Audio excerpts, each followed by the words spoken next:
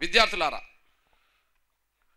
94 July 7వ తారీఖు నాడు మాదిగ రిజర్వేషన్ పోరాట సమితి అనే ఒక సంఘం ఆవిర్భావం చేయాల్సిన అవసరం మనకెందుకు వచ్చింది? 20 మందితో మొదలైన ఉద్యమం 20 ఏళ్ళుగా కూడా సుదీర్ఘపోవటం ఎందుకు చేయాల్సి వస్తుంది? జాతి భవిష్యత్తు కోసం. అంబేద్కర్ సాధించిన రిజర్వేషన్ల ఫలాలు మాదిగ జాతికి రావాల్సిన న్యాయమైన వాటా రాకపోవడం వల్ల, మాదిగలతో పాటు ఇంకా 57 కులాలకు సంబంధించిన వాళ్ళకు రావాల్సిన వాటా రాకపోవడం వల్ల అన్ని రంగాల్లో వెనుకబడిపోయిన పరిస్థితి మన కళ్ళ ముందు కనిపించింది 94లో. అంబేద్కర్ ఏమో నేను సాధించిన రిజర్వేషన్లు అందరూ పంచుకోవాలంటాడు. అంబేద్కర్ రచనలు ప్రసంగాలు చదవాలి మాల సోదరులో ఉండబడే కొంతమంది మేధావులు. అంబేద్కర్ రచనలు ప్రసంగాలు మొదటి సంపుటి 495-96 పేజీలో నేను చెప్పే విషయాలు ఉంటాయి. వర్గీకరణ చేయడం అట దళితులు చీలికపోయినట్టు ఉందని చెప్పి దుష్ప్రచారం చేసే వాళ్ళు అంబేద్కర్ను చదువుకోవాలి. నేను సాధించిన రిజర్వేషన్ల ఫలాలు ఉన్నత వర్గాల నుంచి ఏ వర్గాలకైతే రిజర్వేషన్ సాధించానో ఆ సాధించిన రిజర్వేషన్లు షెడ్యూల్ కులాల్లో ఏ ఒక్క కులం కోసమో కాకుండా అందరికీ అనుభవించే హక్కు ఉన్నది. ఏ కులమైనా తమ జనాభా కంటే మించి రిజర్వేషన్ల ఫలాలు పొందొద్దు. ప్రతి కులం తమ జనాభా దామాషకు అనుగుణంగా విద్యా ఉద్యోగ సంక్షేమ రాజకీయ రంగాలన్నీ రిజర్వేషన్ల ఫలాలు విడగొట్టుకోవాలి, పంచుకోవాలని చెప్పి అంబేద్కర్ ఆనాడే చెప్పాడు. అంబేద్కర్ ఏనాడో చెప్పిండు, పంచకపోవడం జరిగింది. పంచకపోవడం వల్ల నష్టం మాదిగ జాతికి జరిగింది. మాదిగలతో పాటు 57 కులాలకు జరిగినాయి. అట్లాంటి పరిస్థితిలో ఈ ఉమ్మడి రాష్ట్రంలో మాదిగ జాతి అందరికంటే జనాభా పరంగా అధిక సంఖ్యలో ఉండబడే కులము, కానీ అన్ని రంగాల్లో వెనుకబడిపోయిన కులం. అన్ని రంగాల్లో వెనుకబడిపోయిన సాక్ష్యం ఆనాడు కండ్ల ముందు మన పెద్దలు అందించిన నివేదికల ద్వారా చదివితే బాధ, ఆవేదన, దుఃఖం. బాధ, ఆవేదన, దుఃఖం. ఆ బాధ, ఆవేదన, దుఃఖం నుండి పరిష్కారం కోసం వచ్చింది ఆర్పిఎస్. ఆ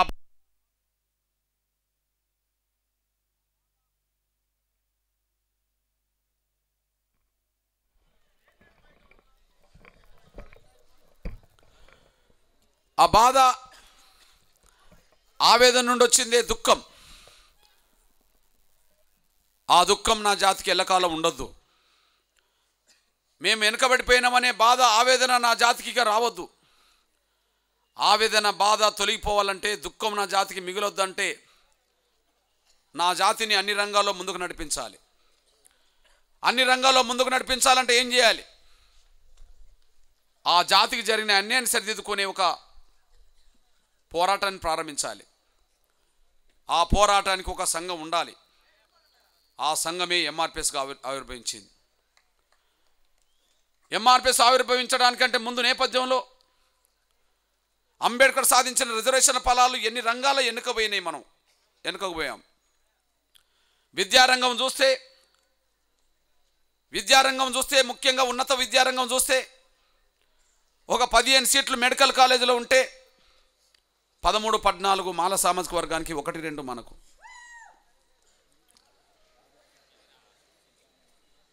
ఏ హాస్టల్కి వెళ్ళి చూసినప్పుడు, ఏ ఇంజనీర్ కాలేజీకి వెళ్ళి చూసినప్పుడు, ఏ ఉన్నత విద్యా సంస్థలకు వెళ్ళి చూసినప్పుడు 15% రిజర్వేషన్లు, దాదాపు 90% పైగా ఒక వర్గానికి వెళ్ళినాయి.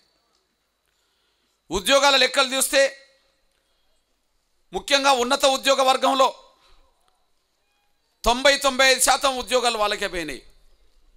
ఐఏఎస్లో కానీ, ఐపీఎస్లో కానీ, గ్రూప్ 1లో కానీ, గ్రూప్ 2లో కానీ. స్వీపర్ల కాడ, 4th క్లాస్ ఎంప్లాయీస్ కాడ మాత్రం 20-30% మనకు వచ్చింది, 70% వాళ్ళకి పోయినాయి. అంటే ఏ ఉద్యోగ అవకాశంకి వెళ్ళి చూసినా కూడా అవకాశాలు అటైపోయినాయి. ఆర్థికంగా చూస్తే ఒక 100 కోట్ల రూపాయలు ఎస్సీలకు ఖర్చు పెట్టిన రికార్డు బయట పెడితే ఆ 100 కోట్ల రూపాయల్లో 10% మాదిగ జాతికి సంక్షేమ పథకాల పేరుతో అందితే 90% మాల జాతికి అందిందనే విషయం చరిత్ర సాక్ష్యం ఉన్నది. ఆర్థికంగా మనకు రావాల్సిన సంక్షేమ పథకాలు రాలే. ఉన్న ఉద్యోగ వర్గం అంతా వాళ్ళ చేతులు ఉన్నది కాబట్టి సంక్షేమ పథకాలు వాళ్ళ చేతికి వెళ్ళినాయి. మొదటి సంక్షేమ శాఖ మంత్రులందరూ వాళ్ళే కాబట్టి సంక్షేమ శాఖకు సంబంధించిన హాస్టల్స్ అన్నీ వాళ్ళ పిల్లలతో నిండినవి కాబట్టి మొదటి చదువులు వాళ్ళే చదివారు. ఆ చదువుకున్న తర్వాత రిజర్వేషన్ల పాలాల్లో వచ్చే ఉద్యోగాలన్నీ వాళ్ళే పొందారు. ఆ విధంగా విద్య, ఉద్యోగ, సంక్షేమ రంగాలన్నీ అటైపోయినాయి. రాజ్యాధికారం వాళ్ళ చేతికి వచ్చేసింది. రాజ్యాధికారం అంటే అంబేద్కర్ సాధించిన రిజర్వేషన్ ఫలాల్లో రాజకీయ అవకాశాలు. రాజకీయ అవకాశాలు అప్పుడు ఎంత ఉన్నాయి? చిత్తూరు సాక్ష్యం, వరంగల్ జిల్లా సాక్ష్యం, ఉమ్మడి ఆంధ్రప్రదేశ్లో అత్యంత జనసంఖ్య గల మాదిగల జిల్లా మహబూబ్నగర్ సాక్ష్యం, చిత్తూరు సాక్ష్యం, నా సొంత జిల్లా అయిన వరంగల్ సాక్ష్యం. ఈ ఉమ్మడి ఆంధ్రప్రదేశ్ ఉన్నప్పుడు 23 జిల్లాల్లో ఉండబడే మాదిగలు ఎక్కువ ఉన్న జిల్లా అయిన మహబూబ్నగర్ సాక్ష్యం. రాజకీయంగా మొత్తం ఉమ్మడి ఆంధ్రప్రదేశ్లో ఎస్సీ నియోజకవర్గాలు 39 ఉంటే 94 కంటే ముందు చరిత్ర. ఆ 39లో 9 మంది మాదిగ ఎమ్మెల్యేలు ఉంటే 30 మంది మాల ఎమ్మెల్యేలు. 6 పార్లమెంట్ సీట్లుంటే తిరుపతి, నెల్లూరు, అమలాపురం, నాగర్ కర్నూల్, పెద్దపల్లి, సిద్దిపేట. 6 పార్లమెంట్ సీట్లుంటే నందెల్ల అనేటువంటి ఒక మాదిగైన సిద్దిపేటలో ఉంటే 5 పార్లమెంట్ సీట్లు మాలల చేతులు ఉన్నాయి. ఇది ఆనాడు పొజిషన్. అంటే అంబేద్కర్ సాధించిన రిజర్వేషన్ ఫలాల్లో విద్య, ఉద్యోగ, సంక్షేమ రంగాలు వాళ్ళ పోయిపోయినాయి. రాజకీయ అధికారం రిజర్వేషన్ల పేరుతో వచ్చిన అవకాశాల వల్ల గుప్పెట్లో ఉన్నాయి. గుప్పెట్లో ఉన్నాయానికి నేను చిత్తూరు సాక్ష్యం చెప్తున్నాను. నేను తిరుపతి ఎంపీ మాల, అప్పుడు వేపంజరి, పలమనేరు, సత్యవేడు 3 నియోజకవర్గాలు 3 మాలలే. తిరుపతి పార్లమెంటు మాల, వేపంజరి, సత్యవేడు, పలమనేరు నియోజకవర్గాలు ఉండబడే 3 మాల ఎమ్మెల్యేలే. అంటే వాళ్ళ చేతిలో ఉన్నది. వరంగల్లో మొత్తం ఉమ్మడి ఆంధ్రప్రదేశ్లో 2వ స్థానం 3వ స్థానంలో ఉండబడే జిల్లా మాదిగల జిల్లా. అది మహబూబ్ నగర్, అనంతపూర్ తర్వాత వరంగల్ ఇట్లా వస్తుంటుంది జనసంఖ్య ఎక్కువ ఉన్న జిల్లాలో. అక్కడ అసెంబ్లీ నియోజకవర్గాలు 2 రిజర్వేషన్, పర్కాల్ అండ్ గన్పూర్. పర్కాల్లో సారే అనేటైన మాలైన ఎమ్మెల్యే, గన్పూర్లో గోకర్ రామస్వామి అనేటైన మాల MLA. Warangal municipality SC reservation, ఆ SC reservation municipality Prasad Raju మాలైన చైర్మన్. 180% మాదిగలు ఉన్న జిల్లా వరంగల్ జిల్లా. చైర్మన్ అటే, 2 ఎమ్మెల్యేలు అటే. మహబూబ్నగర్ జిల్లాలో నాగర్ కర్నూల్ పార్లమెంట్ సీటు మాలైన మల్లు రవి, అంతకుముందు వాళ్ళ అన్న. అచ్చంపేట, షాద్నగర్ ఉంటే 2 మాల ఎమ్మెల్యేలే. అంటే ఉమ్మడి ఆంధ్రప్రదేశ్లో అతి ఎక్కువ జనాభా గల మాదిగల జిల్లా మహబూబ్నగర్ జిల్లా 3 అటే.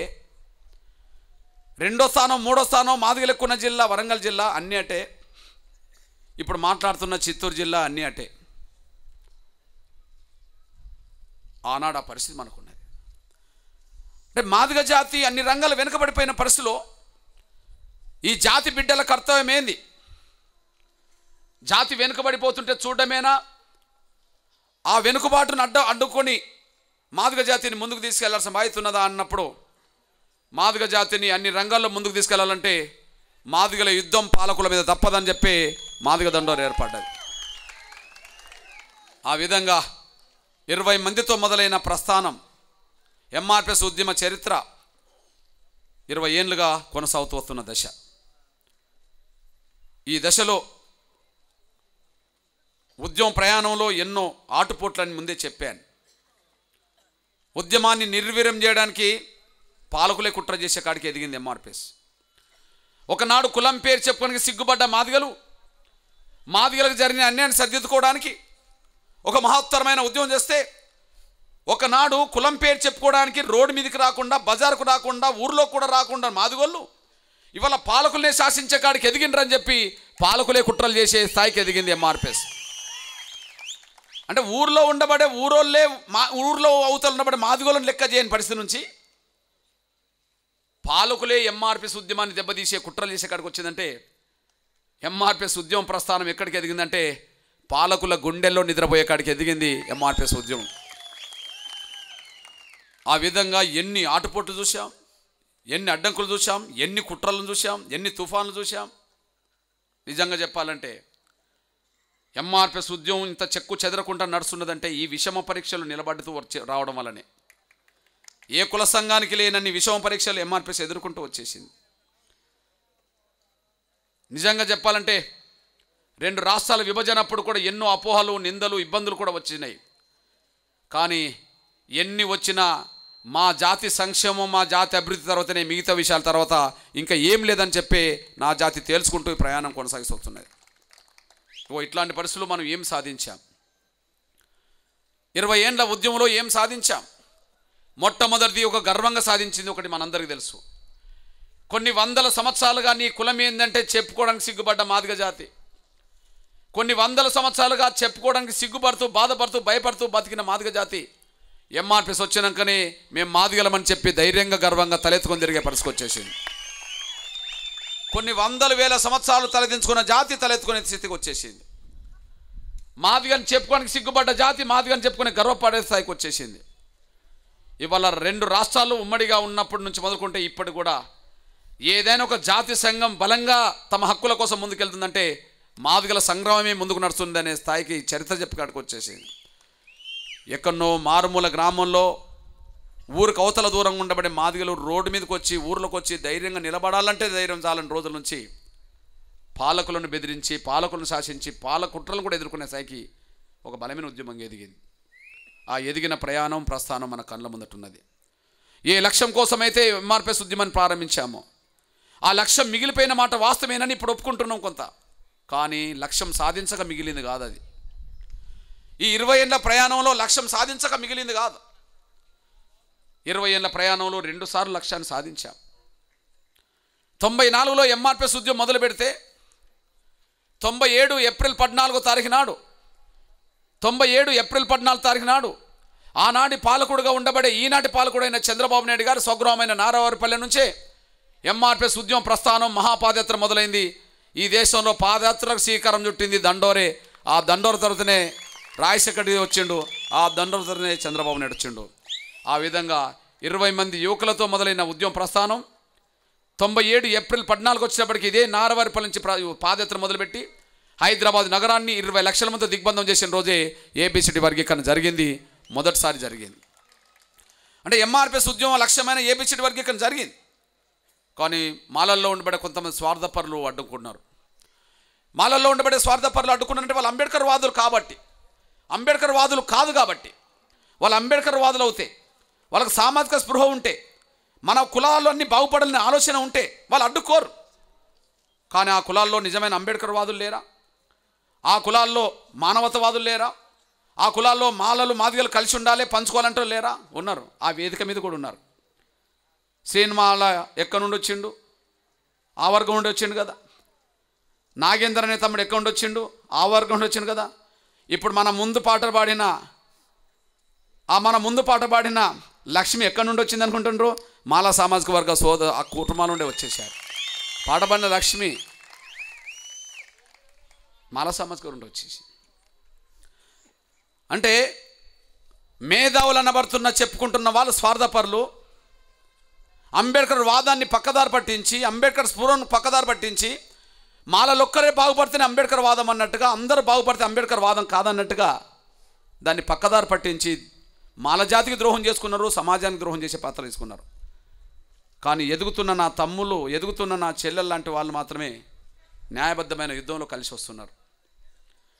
కానీ వర్గీకరణ అడ్డుకునే పేరు వాళ్ళకి వచ్చింది కాబట్టి మాలల్లో కొంతమంది స్వార్థపరులు అనక తప్పట్లేదు. మాల జాతి అని మనం అనాల్సిన అవసరం లేదు, కానీ మాలల్లో కొంత స్వార్థపరులు అడ్డం పడ్డారు. ఆనాడు వర్గీకరణ ఫలాలు ఏందో మనకు అర్థం కూడా కాలే. చాలా తక్కువ సమయంలో వర్గీకరణ రద్దు చేయించారు.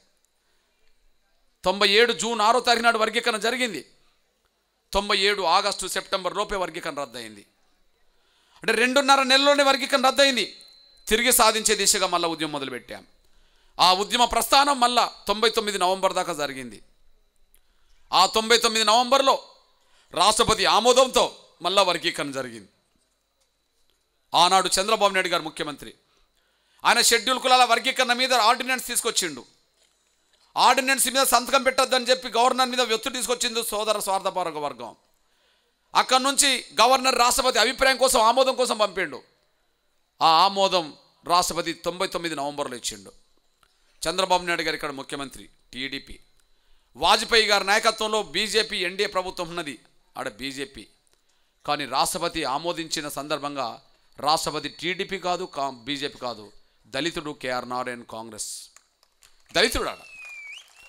కనీసం దళితుడైన అంబేద్కర్ స్పృహ కల్లా ఒక మేధావి ఇచ్చిన దాన్ని కూడా మన వాళ్ళు అర్థం చేసుకోలేకపోయారు. నిజంగానే ఇక్కడ ఎవరో చేసిందంటే పక్కకు పెట్టండి, రాష్ట్రపతి ఆమోదం వచ్చేసింది. ఆ రాష్ట్రపతి ఎవరు? కేఆర్ నారాయణ్. అసలు కేఆర్ నారాయణ్కు ప్రపంచంలో ఎంత పేరున్నది? ప్రపంచంలో ఎంత పేరున్నది? భారతదేశంలో అంబేద్కర్ తర్వాత ఒక గొప్ప సామాజిక స్పృహ గల మేధావి అని చెప్పి ప్రపంచ దేశాలు కీర్తించిన సందర్భాలు ఉన్నాయి. అట్లాంటి గొప్ప మేధావి షెడ్యూల్ కులాల వర్గీకరణ అవసరం అని చెప్పి న్యాయబద్ధమైన తీర్పు చేస్తే ఆ తీర్పును కూడా సవాల్ చేశారు. 99 నవంబర్లో ఆ తీర్పునిచ్చిండు. ఏబిసిడి వర్గీకరణ జరిగింది. 2004 వరకు అమలు జరిగింది. అమలు జరిగిన కాలంలోనే మాదిగ బిడ్డల భవిష్యత్తు బాగుపడ్డది. ఎన్నో వేల మంది పిల్లలకు ఉన్నత విద్యా అవకాశాలు వచ్చినాయి.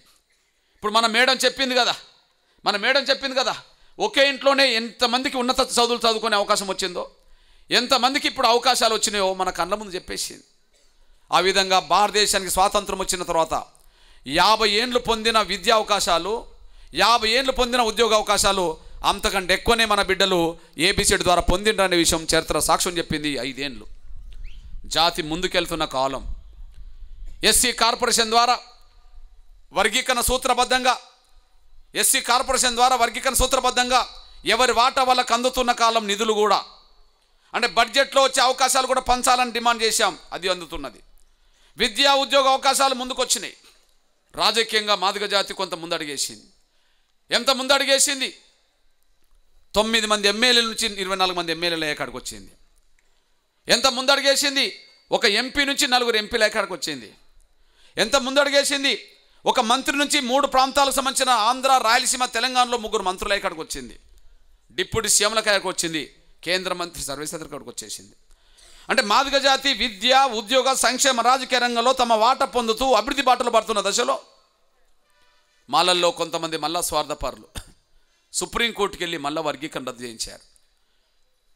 కాంగ్రెస్ పార్టీ అధికారంలోకి వచ్చింది. కాంగ్రెస్ పార్టీలో పలుకుబడి వాళ్ళకి ఎక్కువ. ఆ సమయంలో సుప్రీంకోర్టులో జడ్జీలు మాలలు ఉన్నారు. ఆ సమయాన్ని ఆధారం చేసుకొని అధికార పలుకుబడి, న్యాయమూర్తుల రూపంగా ఉండబడే వాళ్ళ కులస్తుల సహకారం, వాళ్ళ ఇతర జడ్జీలను కూడా కట్టుకునే అవకాశం వాళ్ళకు ఉండడం, అందుకు కావాల్సిన కోట్లాది రూపాయల వనరులు వెచ్చించడం వర్గీకరణ రద్దు కావడానికి దారితీసింది. షెడ్యూల్ కులాల వర్గీకరణ రద్దు చేయించడం అంటే నోటికాడు కూడును తీసేసినట్టు అయింది. కష్టపడి ఎన్నో త్యాగాల ద్వారా సాధించుకున్న ఫలం అది. ఉత్తత్తుగా వచ్చింది కాదు.